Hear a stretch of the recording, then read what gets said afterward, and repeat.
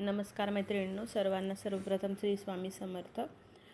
तर हे आपले केरला सिरीजचे व्हिडिओज राहिलेले होते 2, तर ते मी आज एक देत आहे. मोबाईलच्या इशूमुळे ते राहिले होते. तो आम्ही निघालो होतो अलप्पीसाठी. अलप्पी हे हाऊसबोटसाठी प्रसिद्ध आहे, बघू शकताय.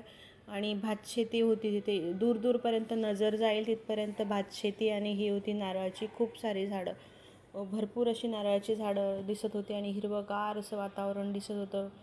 खूप छान वाटत होतं. आपण ऑनलाईन 10-15 हजार म्हणून मला बरं वाटलं म्हणून घेतलेलं. त्यासाठी 11 आणि माहिती नसल्यावर 8 वाजता होतं. रात्री 3-4 महिने फुल नाईट स्टे असते, तर मग ते पे करावं लागतं. 3-4 नाही, 5-6 किंवा 7. त्यावेळी जेवणाची सोय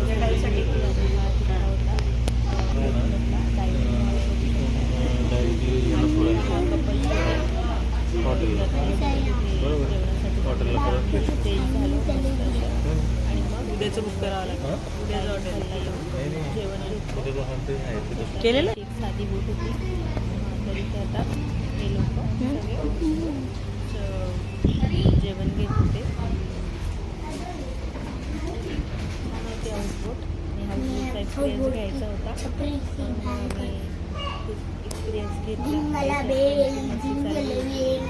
त्याला काही जेवायचं नव्हतं, तर अशा पद्धतीने मग आम्ही जेवण घेतलं. जेवणात होतं भाजी,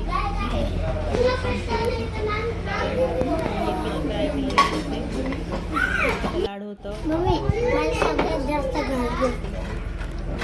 एका प्लेटमध्ये मी स्नॅक्स घेऊन घेते.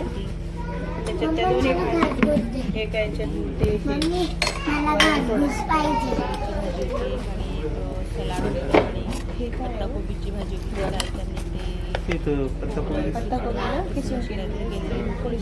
तर अशी जेवण होतं. आणि जेवणानंतर मग त्यांनी आम्हाला खीर आणून दिली होती. अशा पद्धतीने. आणि हा होता हाऊसबोटचा खालचा पोर्शन. इथे ह्या रूम्स दिलेल्या होत्या. तिथे रूममध्ये आपल्याला वॉशरूम आणि एक बेडरूम असतं. अशा पद्धतीने मग संध्याकाळी तिथे स्नॅक्स आणि चहा कॉफी जे हवं असेल ते दिलं जातं. संध्याकाळी 5 वाजता चहा कॉफी वगैरे घेतलं, पकोडे खाल्ले आणि मग पुन्हा आम्हाला त्यांनी राईड केली. बघू शकताय. मस्त वाटत होतं. What is that? Didi. Didi. Didi.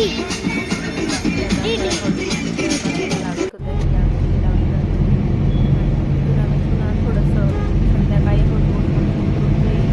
शहर एक्सप्लोअर केलं. कसं आहे आणि आलो परत दुसऱ्या दिवशी सकाळी मग चटाईसाठी निघालो. आता हे होतं ते चटाईला आलेलो होतो. रस्ते वळणाची होते, त्यामुळे कारचा स्पीडही खूप कमी असतो आणि मग ट्रॅव्हलिंगमध्ये खूप जास्त वेळ जातो. तर अशा पद्धतीने आम्ही मग इथे जटायूला पोहोचलो. जटायूचं एंट्री होतं 325 होतं. पण जरा कॉस्टली वाटलं, कारण की चढूनच यायचं होतं. तरी एंट्री फी एवढी आणि त्यांचे जे रोपवे होते ते बंदच होते, तरीही एवढी फी ते चार्ज करत होते. जरा कॉस्टली वाटलं. पण असो, आपल्याला बघायचं असेल तर आपण ते पे करतो. अशा पद्धतीने हे जटायूचं सेंटर. मग ते बघून एक्सप्लोर केलं आणि मग पुढे निघालो होतो त्रिवेंद्रमसाठी. शेवटी थोडी घाई करावी लागली, कारण की वेळ कमी आणि राहिलेले पॉईंट्स कवर करायचे होते.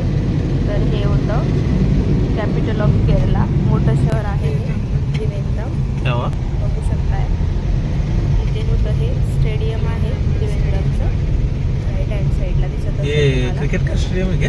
त्यानंतर मग हॉटेलमध्ये गेलो. हे चर्च पण होते तिथे ठिकठिकाणी आणि क्रिसमस असल्यामुळे ते चर्चला डेकोरेट केलेलं होतं. आपल्याला जाऊ बघू शकता. हा फ्लायओव्हर जात होतो. तर आजूबाजूला मोठमोठ्या बिल्डिंग्स. हे होतं भारतीय रिझर्व्ह बँकेचं ऑफिस होतं.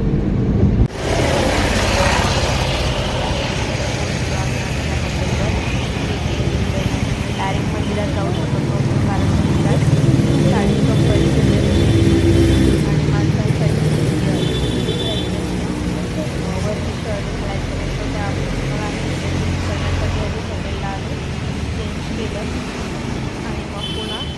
फ्रेश होऊन आम्ही दर्शनासाठी निघालो होतो. इथे बघू शकताय हा हॉटेलचा रिसेप्शन एरिया आणि ह्या समया तर मला खूपच छान वाटल्या आणि ते एक आकर्षणाचाच बिंदू बनला होता. उंचीच्या उंच आपल्या डोक्यापेक्षा उंच त्या समय होत्या. मला खूपच आवडलं होतं. त्यातले फोटोही क्लिक केले बरेचसे. तर अशा पद्धतीने ही होती एंट्रन्स हॉटेलची. मग आम्ही फ्रेश झालो आणि इथे त्रिवेंद्रमला पद्मनाभन स्वामींचं मंदिर आहे, तिथे दर्शन घेतलं. पण तिथे मोबाईल अजिबात अलाउड नसतो. ते फोटो अगदी लांबून काढलेले आहेत. अशा पद्धतीने गेटअप करून तिकडे जावं लागतं. तर वापरली बी असेल काय सांगा. मंदिराचं दर्शन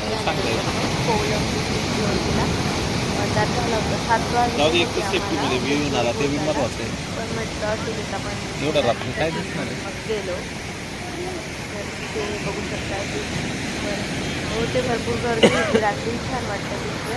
तर अशा पद्धतीने मग आम्ही मुलांना थोडा वेळ तास 1-2 तास ठेवू दिला आणि पुन्हा रिटर्न हॉटेलला गेलो. मस्त असं एन्जॉय करत होते इथे. आम्ही थोडंसं आजचे बीचवर आम्हाला ना बनाना भजी खूप आवडते. जास्त बनानाची भजी बनवतात. तर एक प्लेट घेतलं. परत मला आवडलं मी परत घेतलं. तर अशा पद्धतीने हा बीच होता. तर व्हिडिओ कशी वाटली आहे ते सांगा. लाईक शेअर सबस्क्राईब करायला विसरू नका. आणि हे पुढे मी काही फोटो अटॅच करत आहे तेही बघा. पण लाईक शेअर सबस्क्राईब जरूर करा आणि भेटूया पुढच्या वेळी. तोपर्यंत